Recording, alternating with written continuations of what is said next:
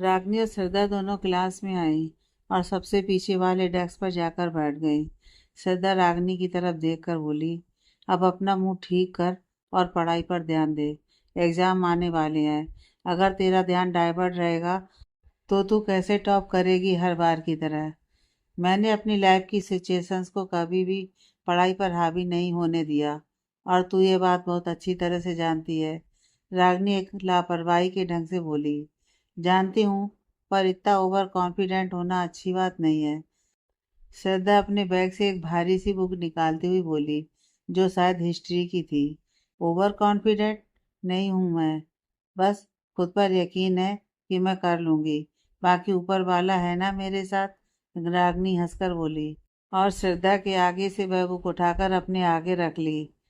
ये dates, oh, that's why I don't like history. अपनी आंखों को गोल गोल घुमाते हुए, ये डेट्स और सन्स याद करते करते मैं अपनी डेट ऑफ बर्थ भूल चुकी हूँ।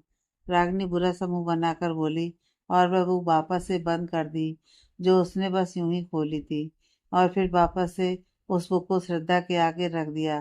फिलहाल इसे तू ही पढ़। रागनी उबासी लेती हुई बोली तो श्रद्धा ने नामे सिर हिला दिया। दोनों ने अच्छे से मन से पहले 2 लेक्चर अटेंड किए और फिर थर्ड लेक्चर में कर्तव्य आया। रागनी ने उसे देखकर बुरा सा मुंह बना लिया। कर्तव्य जो देख चुका था, बस उसने इग्नोर किया और बुक उठाकर पढ़ाने लगा। सभी बच्चे ध्यान से पढ़ रहे थे, सिवाय रागनी के। वह तो एक नोटबुक में पेन से कुछ बना रही थी, कभी अपना नाम लिख रही थी, बड़े ही स्टाइल से। कर्तव्य को अभी सिर्फ 15 मिनट ही हुए थे कि उसे किसी के फोन की रिंगटोन की आवाज आई। उसने अपने हाथ में पकड़ी बुक को बंद किया और क्लास में नजर दौड़ाता हुआ थोड़ा सख्ती से बोला, ये किसके फोन की आवाज है? आप सबको पहले ही बताया जाता है कि क्लास के आने से पहले अपने फोन को साइलेंट कर लें, ताकि क्लास डिस्टर्ब ना हो। क्लास में मौजूद सभी स्टूडेंट्स इधर उधर देखते हुए फोन की आवाज की दिशा का पता लगाने की कोशिश कर रहे थे कि आखिर यह फोन किसका बज रहा है। आवाज पीछे से ही आ रही थी। यह महसूस करके सभी स्टूडेंट ने पीछे की तरफ देखा और साथ में कर्तव्य ने भी पीछे की तरफ देखा, जहाँ लास्ट डेस्क पर बैठी श्रद्धा रागनी की तरफ देख रही थी, जिसने डरते हुए अपना हाथ ऊपर उठाया हुआ था।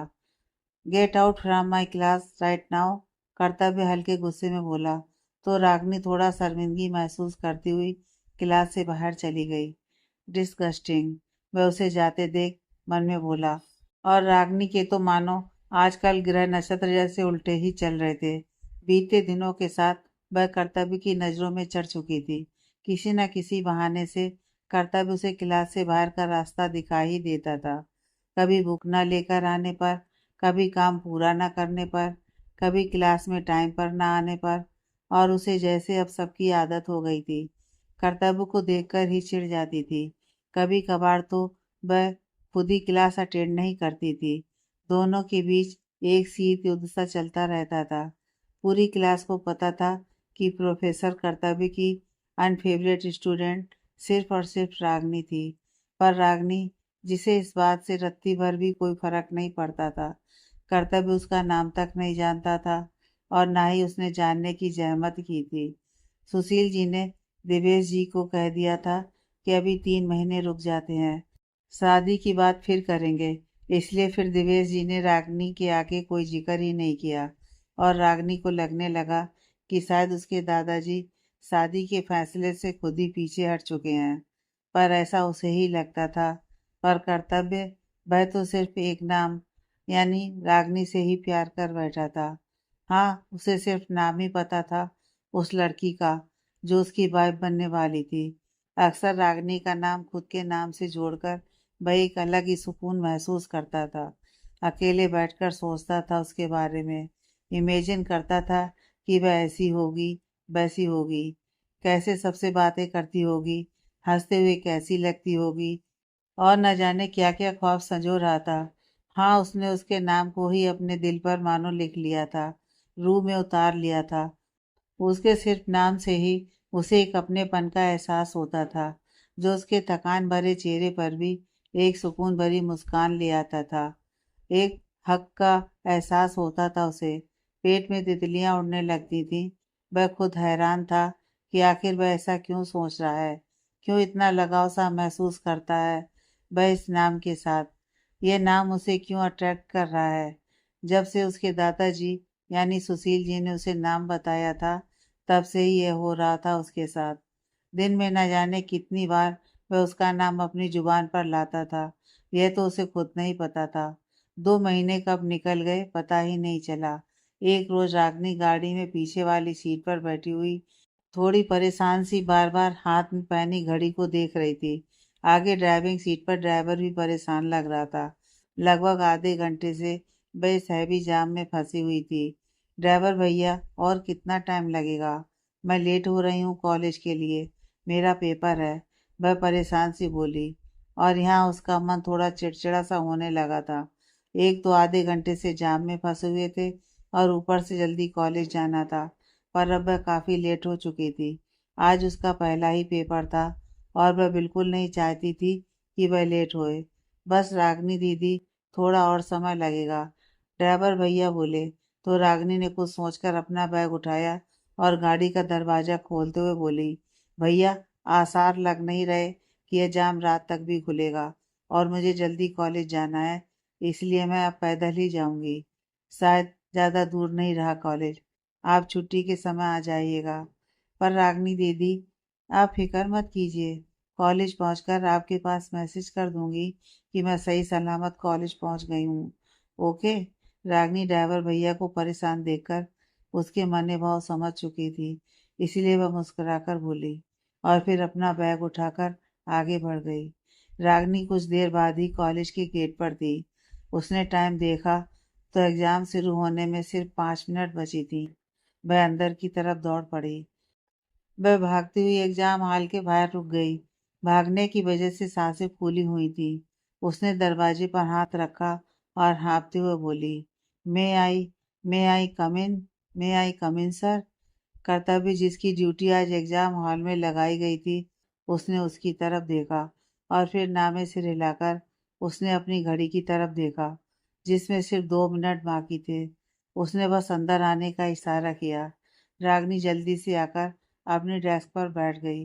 बाकी स्टूडेंट्स भी अपने अपने डेस्क पर बैठे थे। रागनी ने नजरें घुमाकर पीछे देखा तो लास्ट सेकंड डेस्क पर उसे श्रद्धा बैठी दिखाई दी। उसने मुस्कुराकर ऑल द बेस्ट का इशारा किया तो वह भी मुस्कुरा उठी।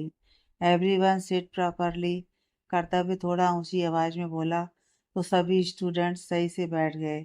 कर्तव्य ने सभी के डेस्क पर जा जाकर सीट और पेपर उन्हें दिए। सभी स्टूडेंट्स ने भी एग्ज़ाम लिखना स्टार्ट किया। कर्तव्य टीचर डेस्क के पास आकर खड़ा हो गया और सभी को देखने लगा कि कहीं कोई नकल तो नहीं कर रहा ना, कहीं कोई चिट तो नहीं लेकर आया ना। पर सभी स्टूडेंट्स अपना अपना ही पेपर कर रहे थे। एग्ज़ाम शुरू हुए वह मुश्किल से अभी 15 मिनट ही बीते थे कि रागनी पेन को उल्टा कर डेस्क पर टैप करती हुई बोली, सर सीट। कर्तव्य थोड़ा सरप्राइज हुआ, पर फिर उसने एक सीट टीचर डेस्क से उठाई और रागनी की डेस्क पर रख दी। रोल नंबर 22,218, वह बोली और वापस से लिखने लगी। कर्तव्य ने उसका रोल नंबर नोट किया और वापस से अपने डेस्क के पास आकर खड़ा हो गया, पर अब उसकी नज़र रागनी पर ही अटक गई थी। वह मन में बोला, लिख तो ऐसे रही है जैसे पूरा पेपर आता है, मोक करता हुआ। Sir, one more seat. कुछ देर बाद वह फिर बोली और फिर तो जैसे कर्तव्य के कान पक गए रागनी के मुंह से यही एक लाइन सुन सुनकर, सर वन मोर सीट। कर्तव्य खुद सोच में पड़ गया था कि आखिर वह ऐसा लिख क्या रही है। वह जैसे लापरवाही करती थी, उसे बिल्कुल नहीं लगता था कि उसका मन पढ़ाई में है। वह तो उसे एकदम डफर समझता था। खैर, वह तो रिजल्ट ही बताने वाला था कि कौन डफर है और कौन इंटेलिजेंट। 3 घंटे बाद सभी स्टूडेंट्स ने अपने एग्जाम टीचर डेस्क पर कलेक्ट कर दिए और एग्जाम हॉल से बाहर निकल गए। कर्तव्य उन्हें सीरीज में लगाने लगा। रागनी और श्रद्धा ने भी अपनी आंसर शीट कर्तव्य को दी और फिर दोनों वहीं बैठ गईं। कैसा हुआ?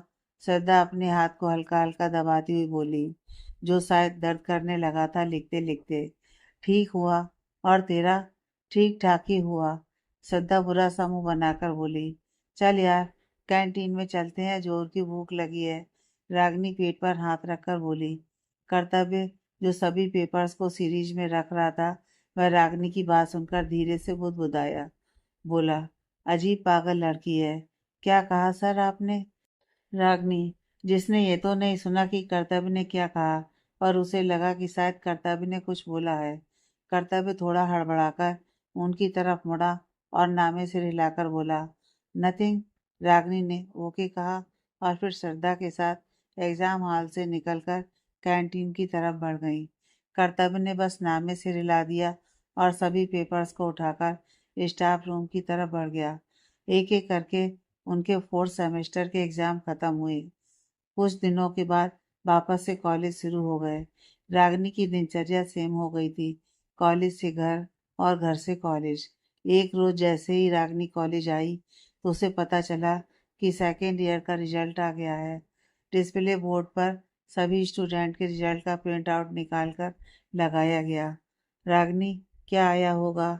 क्या मैं पास हो गई होंगी यार?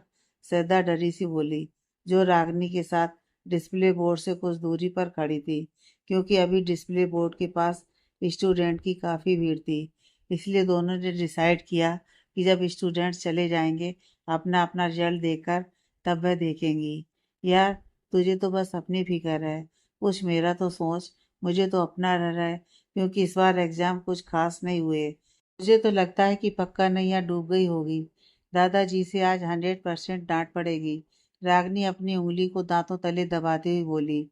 वह दोनों आपस में बात कर ही रही थी कि तभी वहां एक पियोन आया और रागनी की तरफ देखकर बोला, रागनी राठौर, आपको स्टाफ रूम में प्रिंसिपल सर बुला रहे हैं। स्टाफ रूम में प्रिंसिपल सर?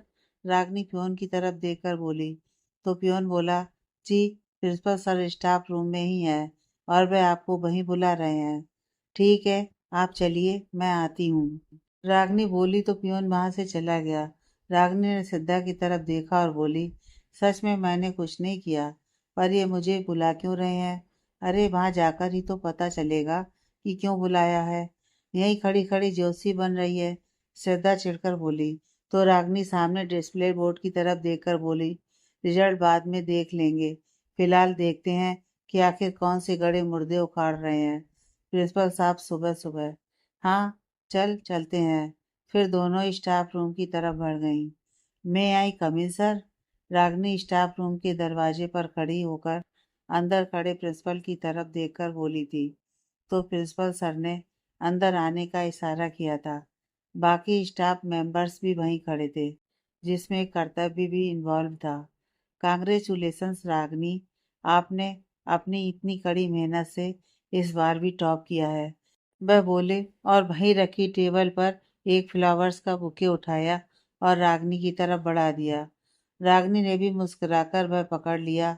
और कर्तव्य, उसे तो समझ ही नहीं आ रहा था कि उसने टॉप किया कैसे। उसके नंबर्स देखकर वह खुद हैरान था, पर फिलहाल वह चुपचाप एक तरफ खड़ा था। थैंक यू सर, रागनी मुस्कुराकर बोली। तो उदय प्रताप यानी प्रिंसिपल सर ने एक गिफ्ट उसकी तरफ बढ़ाया था। रागनी ने उसे भी चुपचाप पकड़ लिया था। कुछ और प्रोफेसर्स ने उसे बधाइयाँ दी और वह बाहर जाने के लिए मुड़ी। इस बार चेहरे पर स्माइल नहीं थी, था तो सिर्फ गुस्सा। वह दरवाजे के पास रुकी और मुड़कर सभी को देखा, जो उसे ही देख रहे थे। उसने धीरे से दरवाज़ा झुकाया और अपने हाथ में पकड़े बुके और गिफ्ट को वहीं मौजूद डस्टबिन में डाल दिया। ये क्या किया? जहाँ सब हैरान थे उसके इस एक्शन से, वहीं कर्तव्य थोड़ा गुस्से में उसकी तरफ आकर बोला। रागनी कुछ नहीं बोली, बस उदय प्रताप को देखती रही, जो उसे ही देख रहे थे। वह कर्तव्य के पास आकर बोले, it's okay professor Kartavya. No sir, not okay. Ragini की तरफ देखकर, सर ने तुम्हें इतने सम्मान से दिए और तुमने डस्टबिन में डालकर उनकी इंसल्ट की। कर्तव्य गुस्से में बोला। रागनी इस बार भी कुछ नहीं बोली। तभी सबसे पीछे खड़ी एक प्रोफेसर आगे आई और कर्तव्य को देखकर बोली, जाने दीजिए प्रोफेसर कर्तव्य, शायद उसे ये गिफ्ट पसंद नहीं आया। पर मैम, ये तो।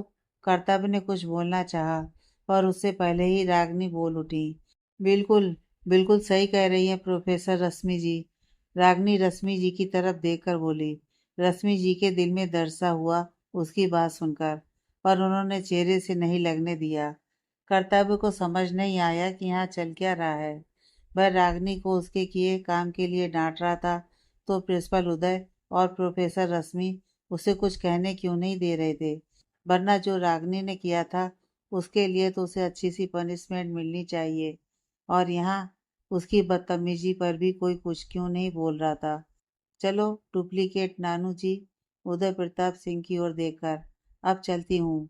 रश्मि जी की तरफ मुड़कर, एक्चुअली क्या है ना कि अब माँ की ममता से थोड़ा डर लगता है, एक्स मिसेस राठौर, इसलिए थोड़ा दूर ही सही।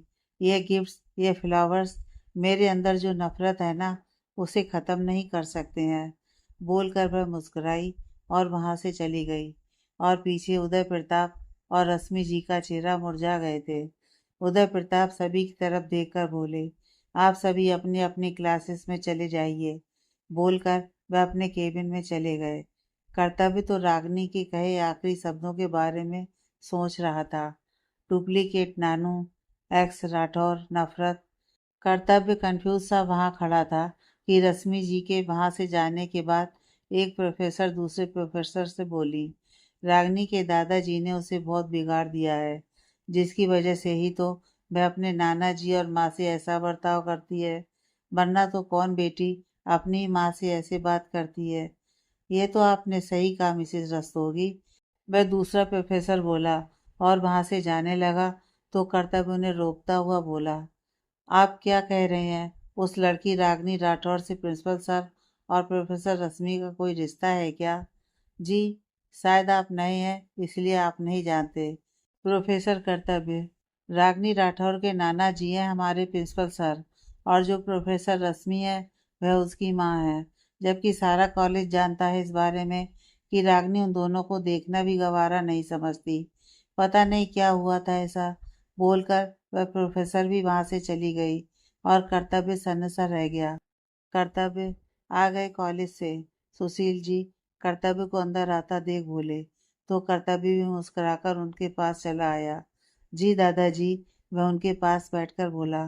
तो सुशील जी बोले, आज तुम फ्री हो शाम में? जी दादाजी बिल्कुल फ्री हूँ। क्यों, क्या हुआ?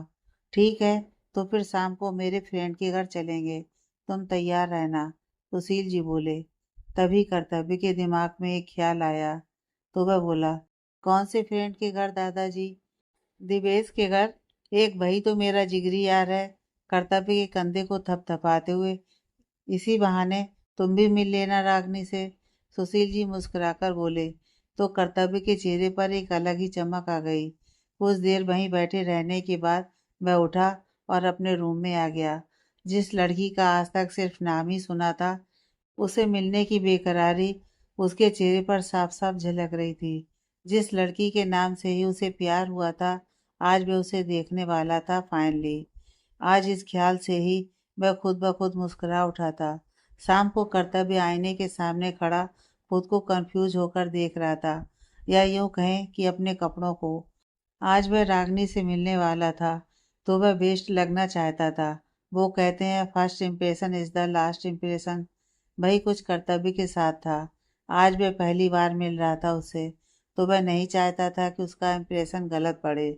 वह तो बस बेस्ट चाहता था। कभी कपड़े पहन रहा था, तो कभी अच्छा न लगने पर निकाल रहा था। इन लास्ट उसने लेमन कलर की शर्ट और उसके साथ ब्लैक फॉर्मल पैंट डिसाइड किया। बालों को सेट कर उसने परफ्यूम लगाया। तभी नीचे से आवाज़ आई। शायद सुशील जी उसे चलने को बोल रहे थे।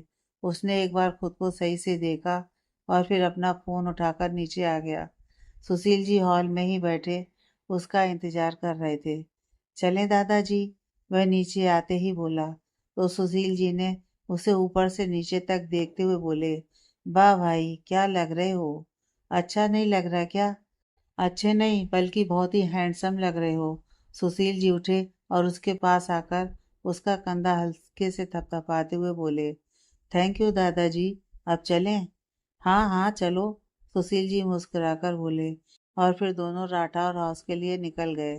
रागनी बेटा क्या कर रही हो? रहमानी जी रागनी के रूम में आती हुई बोली। रागनी जो बेड पर रौंदे मुंह पड़ी सामने लैपटॉप पर शायद कोई मूवी देख रही थी। कुछ नहीं आरडी, मूवी देख रही हूँ। वह मूवी को पोंछ कर सही से बैठ गई और उनकी तरफ मुड़कर बोली, यह मूवी छोड़ और जल्दी से तैयार हो जा। तैयार? पर क्यों? दादाजी के दोस्त आ रहे हैं आज डिनर पर, इसलिए। हाँ तो ठीक है ना, मैं तो तैयार ही हूँ। रागनी एक नज़र खुद के कपड़ों पर डालकर थोड़ा लापरवाही से बोली। तो रहमानी जी उसे देखती हुई बोली, बेटा ये कैसे कपड़े हैं जिसमें बदन ढका कम और दिख ज्यादा रहा है? हाँ तो क्या, मैं तो ऐसे ही कपड़े पहनती हूँ। रागनी ने इस वक्त एक फ्रॉक पहना हुआ था जो उसके घुटनों से काफी ऊपर ही था।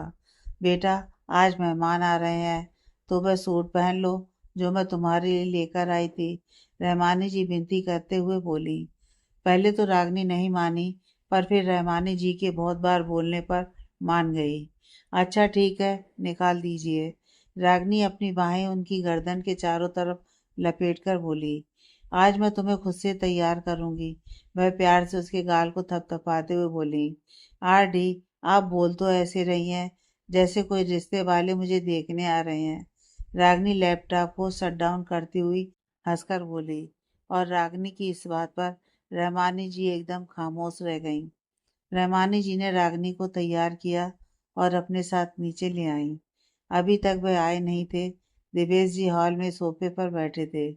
रागनी भी उनके पास ही बैठ गई और चहक कर बोली, बताइए दादाजी, मैं कैसी लग रही हूँ? बहुत प्यारी लग रही हो, ऐसे कपड़ों में एकदम राजकुमारी लगती हो। दिवेश जी उसके सर पर हाथ रखकर बोले, पर दादाजी ये चुन्नी मुझसे हैंडल नहीं हो रही है, बार बार गिर रही है। रागनी अपने कंधे से चुन्नी ठीक करते हुए बोली, सीख जाओगी धीरे धीरे। देवेश जी बोले तो रागनी तुरंत बोली, आज पहनी हूँ पर हर रोज नहीं पहनूंगी, तो मुझे धीरे धीरे सीखने की जरूरत नहीं। अच्छा ठीक है रागनी, आओ मेरे साथ, रहमानी जी बोली। तो रागनी उनकी तरफ मुड़कर बोली, कहाँ? रसोई में, थोड़ा मदद कर देना बेटा। रहमानी जी उसका हाथ पकड़कर उसे उठाते हुए बोली। तो रागनी उठकर बोली, पर मुझे तो कुछ नहीं आता, मैं क्या हेल्प करूं आपकी? सब मैंने बना दिया है, तुझे बस सर्व करना है, ठीक है? रहमानी जी उसे अपने साथ रसोई में ले गईं। अरे सुशील जी आ गए तुम, आओ बैठो। कुछ देर बाद जब सुशील जी और कर्तव्य वहां पहुंचे तो दिवेश जी उन्हें देखकर बोले। कर्तव्य ने आगे बढ़कर दिवेश जी के पैर छुए तो दिवेश जी ने भी उसे आशीर्वाद दिया। बैठो बेटा तुम भी, दिवेश जी सामने की तरफ इशारा करके बोले तो कर्तव्य वहीं बैठ गया। दिवेश जी और सुशील जी आपस में बात करने लगे। कर्तव्य घर का मुआयना करने लगा। काफी बड़ा घर था। नहीं नहीं, घर कहना थोड़ा गलत था, वह एक बड़ा सा मेंशन था। उसकी नजरें अब रागनी को देखने के लिए बेचैन हो रही थी। दिल की धड़कन जो रुक रुक कर चलने लगी थी, वह वहां बैठा बैठा काफी बार अपने बालों में हाथ घुमा चुका था और काफी बार अपनी शर्ट के कॉलर को ठीक कर चुका था। बाहर से आती आवाजों को सुन रहमानी जी रागनी के हाथ में ट्रे थमाती हुई बोली, लगता है वह लोग आ गए हैं बेटा, जाओ और जाकर उन्हें पानी देकर आओ। आप किसी और सर्वेंट को बोल देना आरडी, रागनी मुंह बनाकर बोली। तो रहमानी जी प्यार से उसके बालों को एक तरफ कर बोली, जाओ ना बेटा। अच्छा ठीक है, लाइए दीजिए, बोलकर उसने ट्रे पकड़ी और रसोई से बाहर चली गई। उसके जाने के बाद रहमानी जी ने ऊपर की तरफ देखा और बोली, या अल्लाह, सब ठीक करना। अरे रागनी बेटा आओ।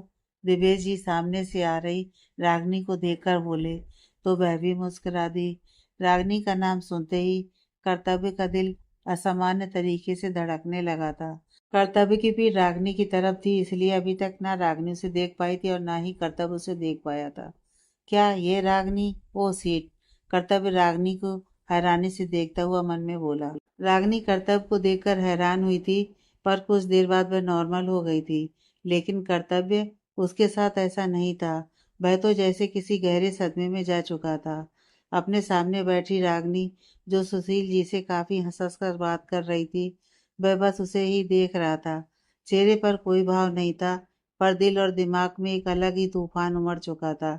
जब सुशील जी ने लड़की का नाम बताया था तो उसने रागिनी को जैसा सोचा था वह एकदम संस्कृति, शांत और सुशील स्वभाव की मैच्योर लड़की सोची थी। पर यहाँ तो अब उसे खुद की बेवकूफ़ी पर हंसी आ रही थी। वह बिना देखे जिस लड़की के बारे में अब तक सोच रहा था, जिस लड़की के साथ अपनी आने वाली जिंदगी को संजो रहा था, क्या ये वही रागनी थी? कुछ देर बाद सब साथ में डिनर करके बैठ गए। रहमानी जी सबको डिनर सर्व करती हुई बोली, आज रागनी ने डिनर बनाया है। रहमानी जी की बात सुनकर रागनी ने चौंक कर उनकी तरफ देखा, जो आंखों से ही उसे चुप रहने का इशारा कर रही थी। हाँ, रहमानी जी ने झूठ बोला था, क्योंकि जिस लड़की को गैस तक ऑन करनी नहीं आती, वह खाना क्या बनाएगी। कर्तव्य ने भी थोड़ा शक भरी नजरों से उसकी तरफ देखा। वहीं दिवेश जी बस मुस्कुरा दिए, जबकि सच्चाई तो वह भी अच्छे से जानते थे कि रागनी ने यह खाना नहीं बनाया था। उनके साथ बैठे सुशील जी मुस्कुराकर बोले, अरे वाह, हमारी बच्ची को खाना भी बनाना आता है, फिर तो मैं एक्स्ट्रा खाऊंगा। मैंने कोई खाना नहीं बनाया है। आरडी झूठ बोल रही हैं। मुझे तो किचन में जाना ही पसंद नहीं है और आज तक सिर्फ खाया है, बनाया कुछ नहीं है। रागनी जो सोच रही थी कि आखिर उन्होंने झूठ बोला क्यों, कि तभी उसके दिमाग में पुरानी बात याद आई, जब रहमानी जी दिवेश जी के कहने पर उसे समझाने आई थी कि शादी के लिए हाँ कर दे। बातों ही बातों में उन्होंने बताया था उसे कि दादाजी के दोस्त का पोता है और प्रोफेसर भी। उस वक्त वह चिड़ी हुई थी, इसलिए उस बात पर गौर नहीं किया था। वह उस वक्त शादी से रिलेटेड किसी भी बात के बारे में सोचना भी नहीं चाहती थी। पर अब जब उसे यह बात याद आई, उसकी आंखें हैरत से बड़ी हो गई थीं। तो क्या वह दादाजी के दोस्त सुशील दादाजी थे और उनका पोता कर्तव्य? वह बिल्कुल नहीं चाहती थी कि यह शादी हो, इसलिए वह सपाट जवाब देती हुई बोली थी। रागनी की बात सुनकर कर्तव्य के चेहरे पर स्माइल आ गई थी, और ये स्माइल क्यों आई थी, ये तो वही जाने। वहीं सुशील जी, जो काफ़ी खुश लग रहे थे, रागनी की बात सुनकर उन्होंने उसकी तरफ देखा। रहमानी जी को थोड़ी शर्मिंदगी महसूस हुई। क्या हुआ, तुमने नहीं बनाया तो? सीख जाओगी बेटा। माहौल को थोड़ा हल्का करने का इरादा लिए सुशील जी मुस्कुराकर बोले। मुझे नहीं सीखना, रागनी थोड़ा बेरुखी वाले अंदाज में बोली। रागनी, दिवेश जी थोड़ा भारी आवाज में उसका नाम लेकर बोले, तो रागनी ने नाराजगी से उनकी तरफ देखा। अरे क्या हुआ भाई, बच्ची है? सुशील जी दिवेश जी की तरफ देखकर बोले, जो हल्के गुस्से में रागनी को देख रहे थे, क्योंकि अब वह समझ चुके थे कि रागनी जानबूझकर ये सब कर रही है, ताकि उनके ऊपर रागनी का बुरा इंप्रेशन पड़े और वह यह रिश्ता जो इन फ्यूचर होने वाला है वह ना हो। आप सब डिनर कीजिए, खाना ठंडा हो रहा है। रागनी की बातों से माहौल को थोड़ा गर्म होता देख रहमानी जी बोली। फिर सब अपना अपना खाना खाने लगे। कुछ देर बाद ही सुशील जी कर्तव्य के साथ घर के लिए निकल गए थे। उनके जाने के बाद रागनी जैसे गुस्से में फूट पड़ी थी। आप दोनों ऐसा कैसे कर सकते हैं? मैंने आपको पहले ही मना किया था ना कि मुझे किसी से भी शादी नहीं करनी है, और उस अव्वल दर्जे के खड़ूस, अकड़ू, गुस्सैल प्रोफेसर से तो बिल्कुल नहीं। जब देखो मुझे क्लास से आउट कर देता है। खुद तो पढ़ाना आता नहीं है। एक नंबर का झोला छाप प्रोफेसर है वो। दाने देकर लगा है वो। रागनी गुस्से में बोले जा रही थी और उसे खुद नहीं पता था कि वह बोल क्या रही थी। हाँ, पर बोल बोल कर अपने अंदर की भड़ास निकाल रही थी। न जाने कितनी ही अतरंगी उपलब्धियों से नवाज दिया था उसने 1 मिनट में कर्तव्य को। बहुत ही होनहार बच्चा है, मुझे बहुत पसंद है, और तुम्हारी शादी उससे ही होगी। ठीक है, अगर तुम्हें अभी नहीं करनी तो कोई बात नहीं, 1 साल, 5 साल या फिर 10 साल बाद ही सही, पर शादी तो तुम्हें उससे ही करनी है। दिवेश जी भी गुस्से में बोले, मैं नहीं करूँगी उस लकड़बग्घे से शादी। ना 1 साल बाद, ना 5 साल बाद, और ना ही 10 साल बाद। उससे शादी करने से तो अच्छा है कि मैं कहीं पहाड़ों पर ना निकल जाऊं और संन्यास ले लूं। मुझे जिंदगी भर कुंवारा रहना मंजूर है, पर उससे शादी नहीं। No never. रागनी तहस में आकर बोली और बिना दिवेश जी की बात सुने वहां से अपने रूम की तरफ भाग गई। रागनी के जाने के बाद ही दिवेश जी ने अपना सिर पकड़ लिया था, क्योंकि वह जानते थे रागनी को कि वह सब अपने मन का ही करती थी। अगर कोई उस पर किसी बात का दबाव बनाए तब तो वह किसी भी हाल में वह काम करती ही नहीं थी। साहब, अब क्या होगा? रहमानी जी थोड़ी परेशान सी होकर बोली। तो दिवेश जी जैसे कुछ सोचने लगे थे। कर्तव्य का भी हाल रागनी से अलग नहीं था। वह तो गाड़ी में ही शुरू हो गया था। क्या आपको लगता है कि वह लड़की काबिल है मेरे? अरे, बात तक तो करने की तहजीब नहीं है। देखा कैसे बोल रही थी कि मैंने सिर्फ खाया है, बनाया कुछ नहीं है। आपको नहीं लगता कि वह लड़की पागल है? कर्तव्य ड्राइविंग करता हुआ अपने साइड वाली सीट पर बैठे सुशील जी से बोला।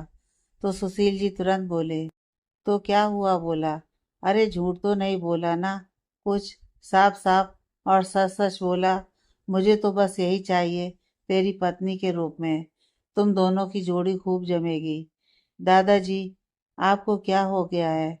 आप वह देखिए ना कि उसने कैसे बात की। कर्तव्य झल्लाकर बोला, तुम तलाश रहे हो इसलिए उसमें सिर्फ खामियां नजर आ रही हैं। अगर तलाशोगे तो बहुत खूबियां हैं। मैं तराश रहा हूँ और तुम तलाश रहे हो। सुशील जी बहुत ही सहजता से बोले कि अब तक कर्तव्य का मुंह ही सील हो गया।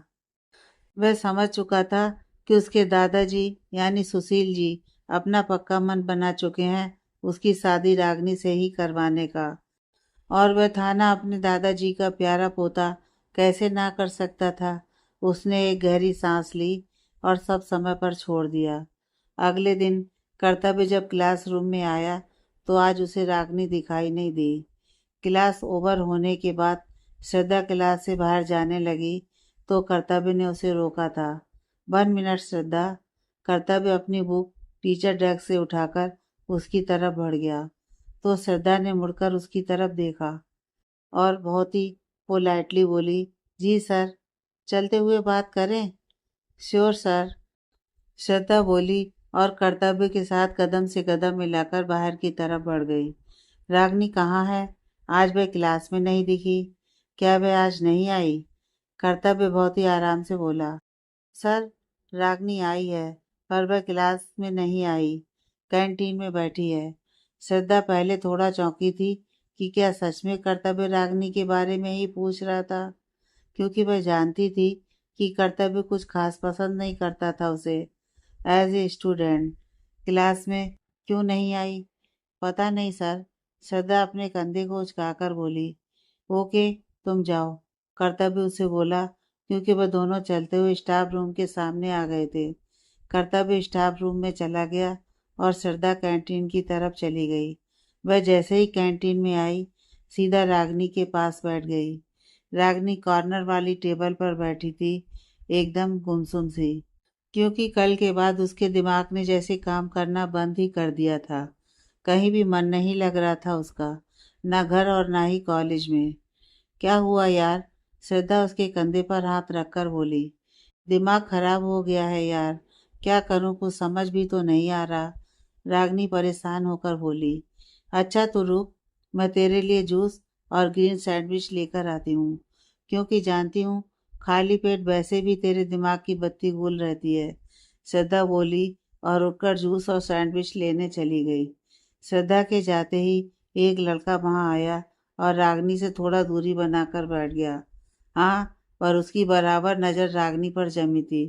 कुछ देर बीत जाने पर जब रागनी को एहसास हुआ कि कोई उसे देख रहा है तो उसने अपनी नजरें उठाकर सामने देखा। उस लड़के ने जल्दी से मेनू कार्ड खोला और उसे देखने का दिखावा करने लगा। हे, हे रमन! रागनी चेहरे पर एक अलग ही चमक लाए अपना हाथ हवा में हिलाते हुए बोली, क्या तुम मुझे बोल रही हो?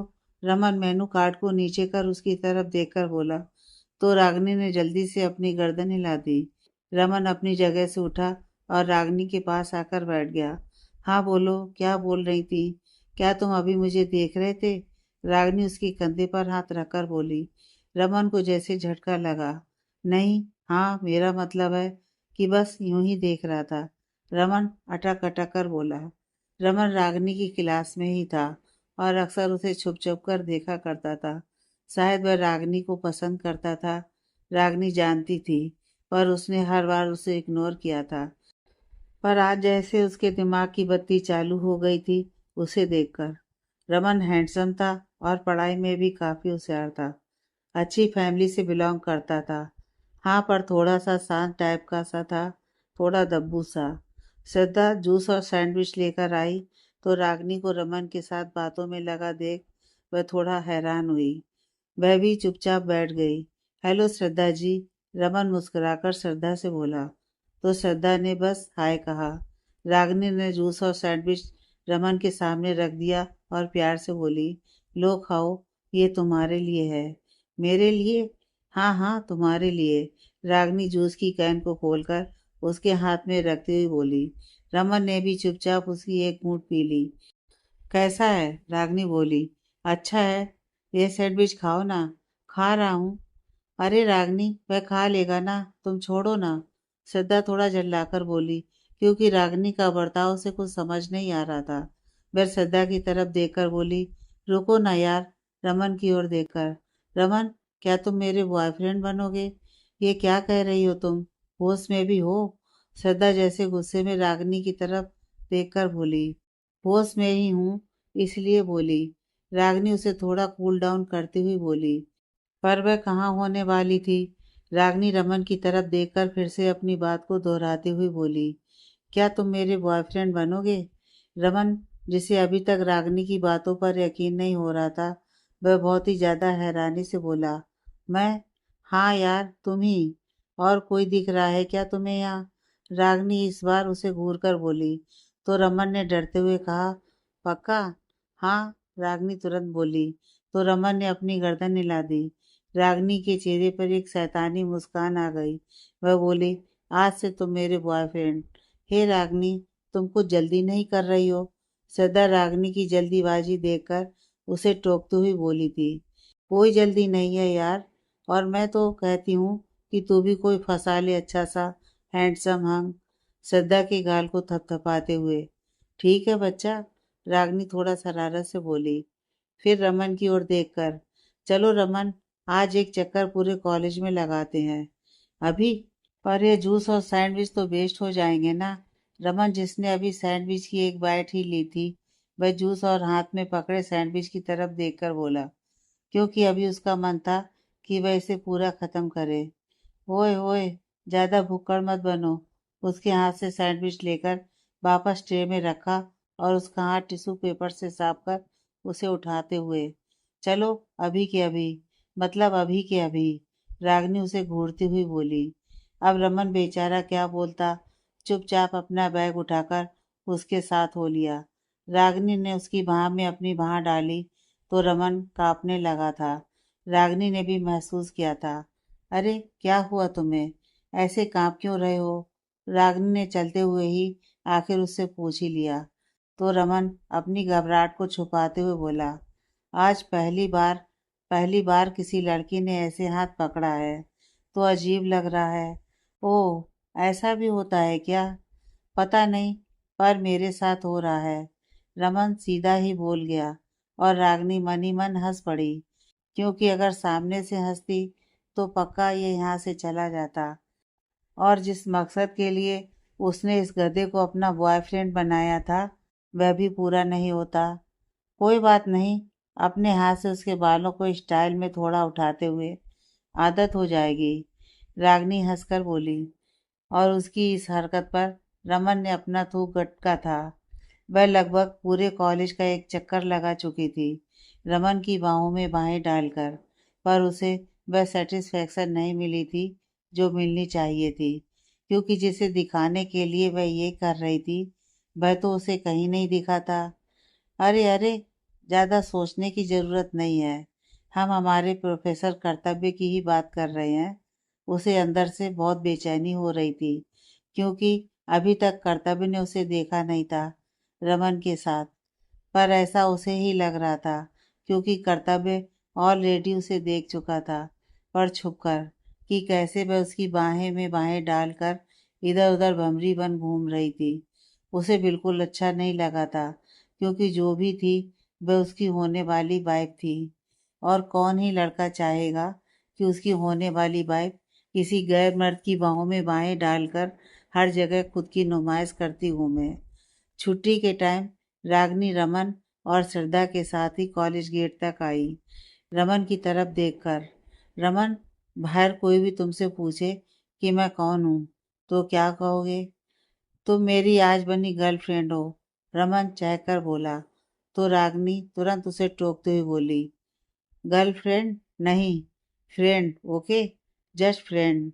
हाँ, और अगर कोई कॉलेज वाला पूछे तो? तुम मेरी फ्रेंड ही हो बोलूँगा, रमन अपना चेहरा लटकाकर बोला। तो फिर रागनी उसे टोक कर बोली, अरे नहीं रे, तब गर्लफ्रेंड बोलना है, ओके? समझ नहीं आया, रमन अपने सिर पर हाथ रखकर बोला। तो रागनी ने एक गहरी सांस ली और श्रद्धा की तरफ देखकर बोली, तुम्हें समझ आया जो मैंने इसे समझाया? आ गया, वह तुरंत जवाब देती हुई बोली और साथ ही अपनी गर्दन भी हिला दी थी। रागनी रमन की तरफ देखकर, तुम्हें श्रद्धा समझाएगी, मैं चली, वह बोली और अपनी गाड़ी की तरफ बढ़ गई। उसके जाने के बाद रमन ने श्रद्धा की ओर देखा और मुस्कुराकर बोला, श्रद्धा जी, अब समझाइए ना कि रागनी क्या कह रही थी। माय डियर समर, रागनी जा चुकी है, तो प्लीज ये एक्टिंग बंद करो, श्रद्धा उसे घूरती हुई बोली और वहां से जाने लगी। तो समर उर्फ रमन उसे आवाज लगाता हुआ बोला, आज रात 9 बजे। श्रद्धा ने बस हाथ हवा में हिला दिया और वहां से चली गई। काफी देर रमन वहीं खड़ा रहा और फिर मुस्कुराकर बोला, जेल फील कर रही है ये लड़की, मतलब समथिंग समथिंग। हाय रे, आगे की कहानी नेक्स्ट पार्ट में।